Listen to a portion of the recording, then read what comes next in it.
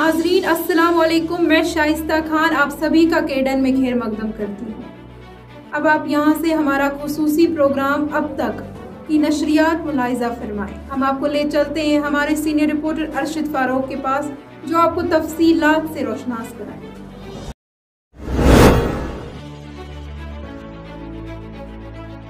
Security force ने शुमाली कश्मीर के Apple town Sopore से अल बदर नामी जंगजू तंजीम से वाबस्ता 3 जंगजू को गिरफ्तार करके इनकी तहवील से इसला व नकदी रकम जब्त करने का दावा किया है।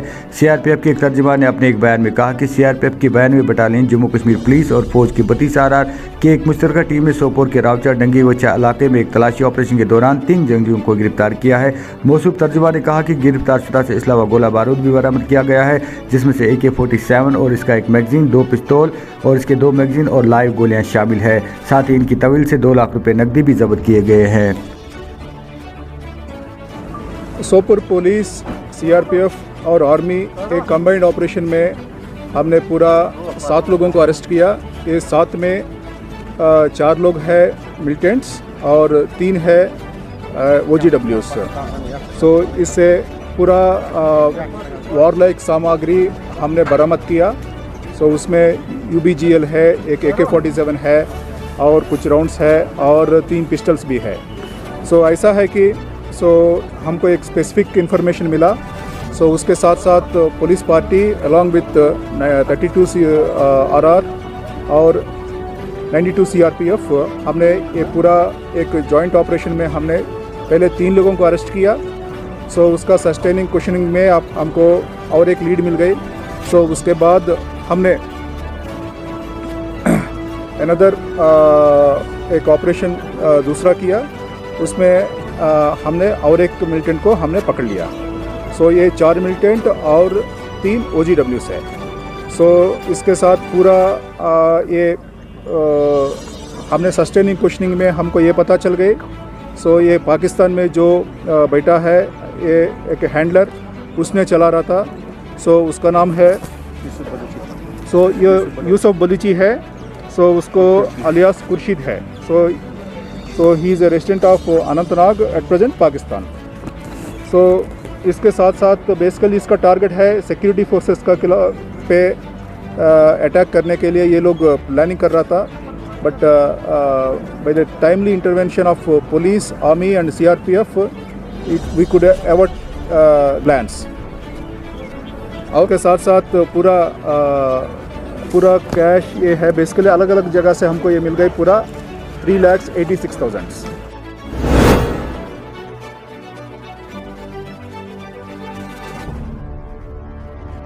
कर्नाटक हाईकोर्ट की 3 जजों की बेंच ने हिजाब केस की समाअत के बाद कहा कि अदालत के सामने सवाल ये नहीं कि क्लासरूम में हिजाब पहना मुस्लिम तलबात के बुनियादी हक का हिस्सा है, बल्कि सवाल ये है कि क्या इस्लाम के ज़रूरी मजहबी अमल का हिस्सा है।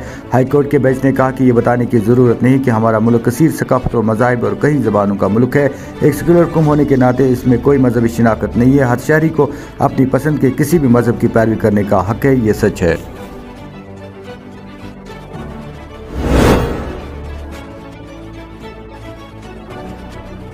हिंदुस्तान में मजीद 50,000 अफराद कोरोना से मुतासिर। कोरोना की वबा से ताहाल मजमूई तादाद 5,07,981 अफराद दम तोड़ चुके हैं। यूमिया पॉजिटिव रेट कम होकर 3.48% रह गया है। दरिया असला मुल्क भर के आवाम को अब तक कोरोना वैक्सीन के 1,72,29,47,000 से ज़्यादा खुराकें लगाई जा चुकी है।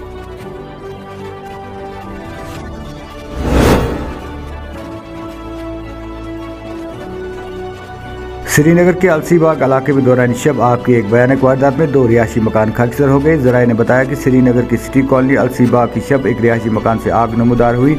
मकान मालिकों की शिनाख्त सजान अहमद मीर वल्द गुलाम रसूल मीर और रियाज अहमद नजार वल्द मोहम्मद सुल्तान नजार के बतौर हुई है।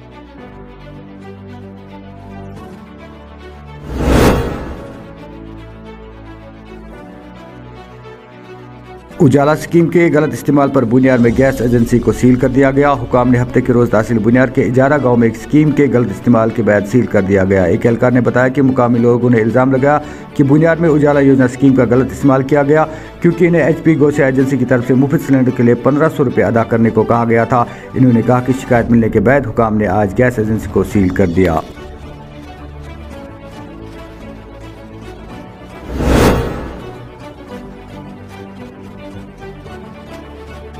वस्ती जिला गांधरबल में मुकामी लोगों के मुताबिक हफ्ते की सुबह गांधरबल के इलाके सैदा कदल फतेहपुरा में एक नामालूम शख्स की लाश मिली जो बज़ाहिर एक गैर मुकामी था। पुलिस ने बताया कि एक शख्स जो कि बज़ाहिर एक गैर मुकामी है उसकी लाश फतेहपुरा के सैदा कदल इलाके में पाई गई है।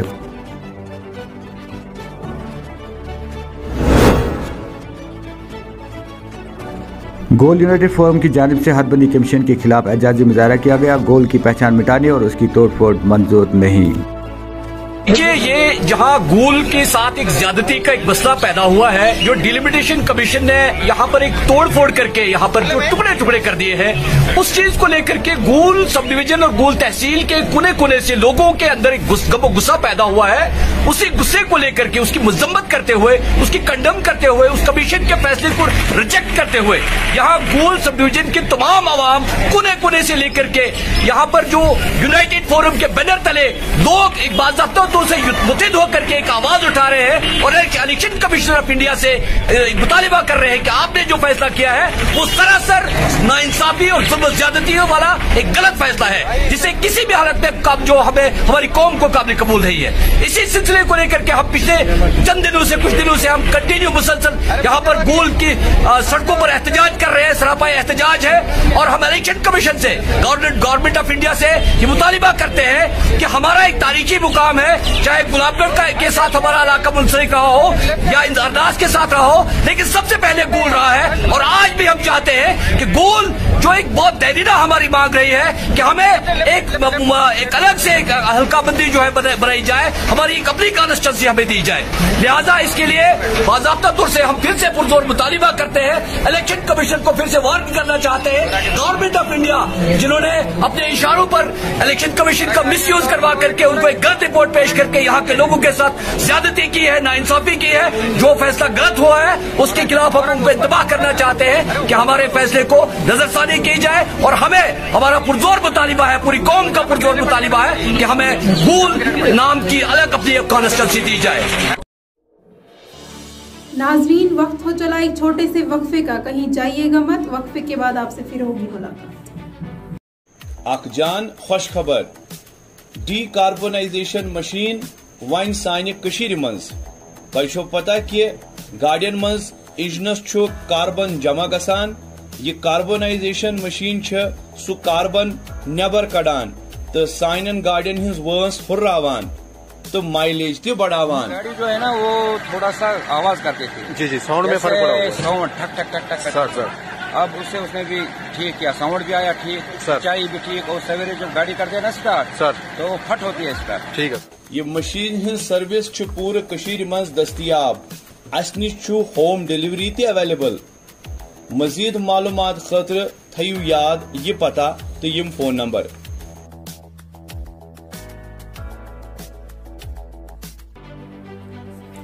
नाजरीन, वक्फे के बाद आपका फिर से खैर मकदम है। आइए मजीद जानते हैं हमारे सीनियर रिपोर्टर अर्शद फारूक से। वबाई बीमारी कोविड के नतीजे में छोटे कारोबारी इदारों और तिजारत को हुए नुकसान पर फिक्रमंद मुंबई के एक जोड़े ने 25 रियासतों का दौरा करके तिजारत की बहाली और नुकसान को कम करने और ताजरों को जोड़ने का फैसला लिया है। ये जोड़ा फिलवक्त वादी पहुंच गया, जहां छोटे ताजरों से मुलाकात होकर इन्हें नुकसान को कम करने का नुस्खा भी दिया। नमस्ते, मेरा नाम लक्ष्मी सोरते है। मैं नवी मुंबई महाराष्ट्र से हूँ। मेरे हस्बैंड कौस्तुभ घोष और मैं, हम दोनों ऑल इंडिया ट्रैवल पर निकले हैं। इस कैंपेन का नाम है द ग्रेट इंडियन ट्रैवल, जिसमें हम दोनों कार ड्राइव करके 29 स्टेट्स और 5 यूनियन टेरिटरीज घूम रहे हैं। हमने ये जर्नी स्टार्ट की थी 1 दिसंबर 2021 में। अभी हम श्रीनगर में हैं। हमारा ये डे 73 है और इसमें हमारा यही उद्देश्य है, मतलब हमारे 3 एलिमेंट्स हैं, एम्पावर, मीट और एक्सप्लोर। सो एम्पावरमेंट में हम स्मॉल बिजनेसेस को सपोर्ट और एम्पावर करने की कोशिश कर रहे हैं। मीट में हम अलग अलग स्टेक होल्डर्स को मिल रहे हैं, जैसे कि रोटरी, क्योंकि हम रोटरी के मेंबर्स हैं, खुद इसको मिल रहे हैं। और मीट में जैसे कि हमने कहा, हम सारे स्टेट्स कवर कर रहे हैं, अभी तक 24 स्टेट्स कवर कर चुके हैं। तो एक्सप्लोर में हम पूरी कंट्री एक्सप्लोर कर रहे हैं, हर स्टेट का खाना, उनका कल्चर, उनका रहन सहन, कपड़े, सारी चीजें हम एक्सप्लोर कर रहे हैं। सो ये 3 एलिमेंट्स हैं। और 2 चीज है द ग्रेट इंडियन ट्रैवल में, कंसिडरिंग इसका कॉज है जो नोबल कॉज है, supporting and empowering small businesses on wheels. So इसमें हमें जो कार मिली है वो मिली है न्यू होंडा अमेज, जो होंडा ने खुद स्पॉन्सर की है 101 दिनों के लिए। सो वो भी ब्रांड है जो हमें सपोर्ट कर रही है इस कॉज में। और लास्ट एक चीज है जो है इंडिया बुक ऑफ रिकॉर्ड्स और लिम्का बुक ऑफ रिकॉर्ड्स। सो हमने इसके लिए अप्लाई किया है और जो title India book of record से अप्रूव हुआ है वो है कि 2 लोगों ने मैक्सिमम नंबर जो नेशनल हाईवेज है वो कवर किए होने चाहिए single trip. So maximum number of national highways covered by a duo in a single trip, ऐसा वो टाइटल हमें मिला है। लिम्का बुक ऑफ रिकॉर्ड्स का टाइटल अभी तक फाइनल हुआ नहीं है, बट सून हम वो भी डिक्लेयर कर पाएंगे।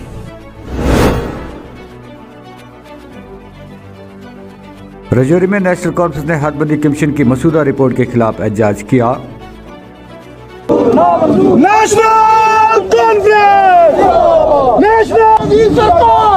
कमीशन के पास कम से कम आज पहुंचना चाहिए, क्योंकि मंडे तक उन्होंने पार्लियामेंट्री जो उनके पार्लियामेंट मेंबर थे, जो एसोसिएट मेंबर्स हैं, उन्होंने ऑब्जेक्शन दायर करने हैं। हम चाहते हैं कि एडमिनिस्ट्रेशन के थ्रू वो ऑब्जेक्शन दायर हों। ये शुरुआत है। मैं आपसे जो बात कर रहा था कि हमारे साथ जिस किस्म का ये खिलवाड़ कर रहे हैं, मुझे लगता है कि राजौरी पुंछ पूरे इलाके को सड़कों पर निकलना पड़ेगा।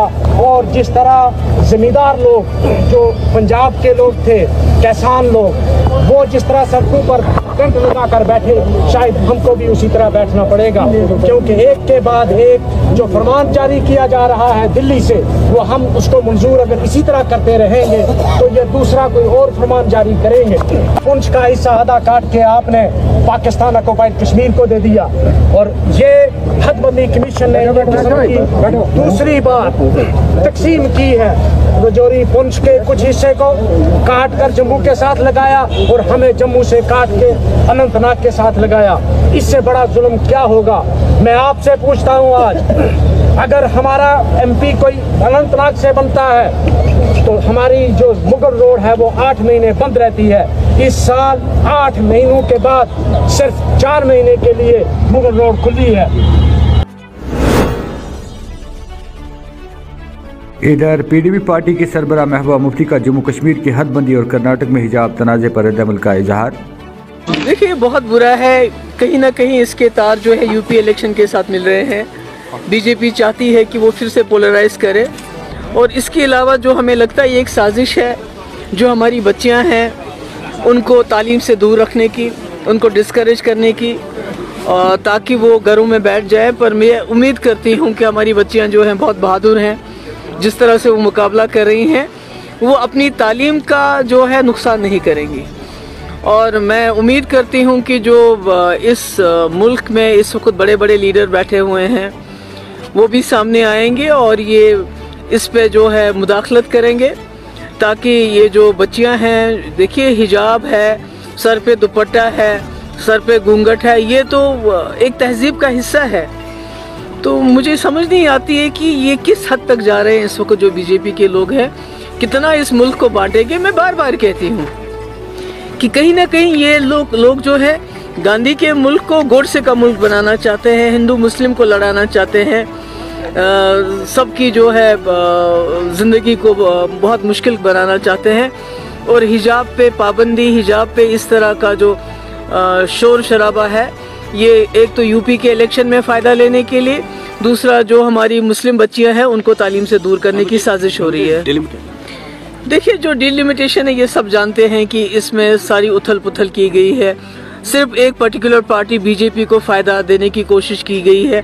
हालांकि जम्मू में, सुचेतगढ़ में, नगरोटा में, कई जगह लोग बहुत गुस्से में हैं, चिनाब वैली में हैं, पीर पंचाल में हैं, और यहाँ भी कश्मीर में जो उन्होंने किया है वो तो अल्लाह ही हाफिज़ है उसका। तो मेरा ये मानना है कि अगर इनको वाकई राजौरी पुंछ के साथ, चिनाब वैली के साथ ये सोचते हैं कि इनको अलग करना है, तो वहाँ 2026 तक इंतज़ार करना चाहिए था। उसके बाद उनको अलग पार्लियामेंट सीट देनी चाहिए थी, एक पीर पंचाल के लिए, एक चिनाब वैली के लिए। इसी तरह जम्मू कश्मीर में जिस तरह इन्होंने इलाकों को बांटा है, कहीं का इलाका, कहीं से ना ज्योग्राफी मिलती है ना नंबर्स मिलते हैं। मैं समझती हूँ ये एक बहुत बड़ी साजिश की इन्होंने। ये जो इनका आरएसएस का, बीजेपी का जो एजेंडा है, जम्मू कश्मीर को तितर बितर करना, जम्मू कश्मीर को डिसएम्पावर करना, यहाँ के लोगों के इख्तियार तमाम छीन लेना, उसमें जो 2019 5 अगस्त को इन्होंने किया, जो एक डिसएम्पावरमेंट का सिलसिला शुरू किया, ये उसी की एक कड़ी है, ये कोई अलग चीज़ नहीं है। ये रोज़ कोई ना कोई ऑर्डर निकालते हैं। रोज़ अभी देखिए पोस्टें जो की थी, रेफ़र की गई थी पब्लिक सर्विस कमीशन को, SSRB को, उनको विड्रॉ किया गया। क्यों? 2019 से सिर्फ जम्मू कश्मीर के लोग उसमें अप्लाई कर सकते थे।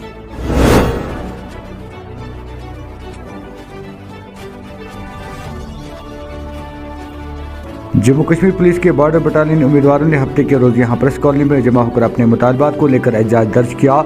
एहतजाजी जमकर नाराबाजी कर रहे थे और तहरीरी इम्तिहान जल्द से जल्द मुनद करने का मुतालबा कर रहे थे।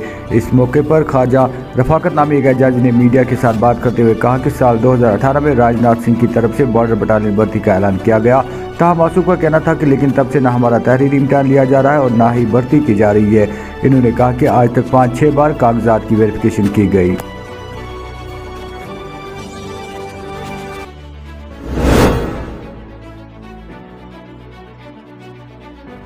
LG ने जम्मू कश्मीर की तरफ से गांव थानगर छिन्नी जम्मू में नशावर छोड़ने के मरकज का इफ्ताह किया।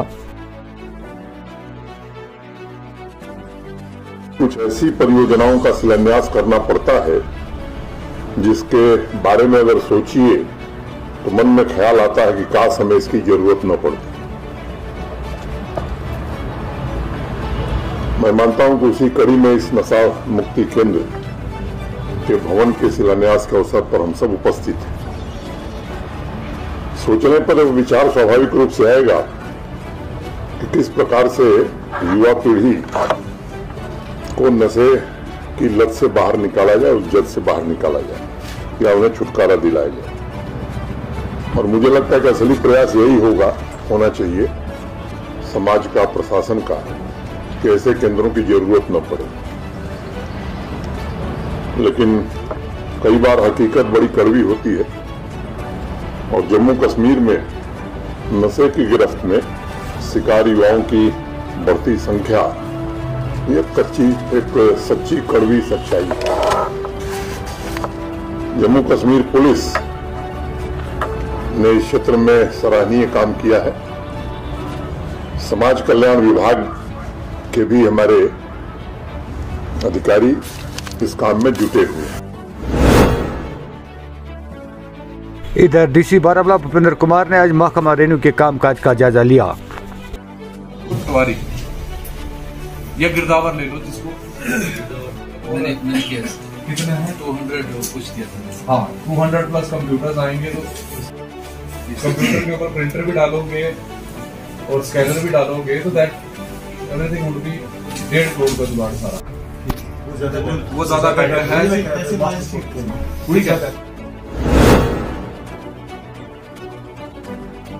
वादी कश्मीर में खुश्क मौसम और दिन भर धूप खुली रहने के बीच शाबाना दर्जा हर मुसलसल नुक्ता इजमात से नीचे हो रहा है। महकमा मौसमियात के एक तर्जमान की पेशन गोई के मुताबिक जम्मू कश्मीर में अगले 24 घंटों के दौरान मौसम मजमूई तौर पर खुश्क रहने का इम्कान है। इन्होंने कहा कि वादी में 13 फरवरी तक मौसम खुश्क रह सकता है, ताहम इसके बाद मौसम करवट बदल सकता है।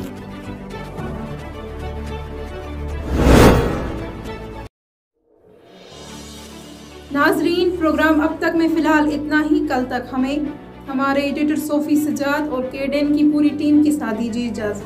देखते रहिए हमारे प्रोग्राम केडेन चैनल के साथ साथ यूट्यूब और फेसबुक पर। अल्लाह हाफिज़।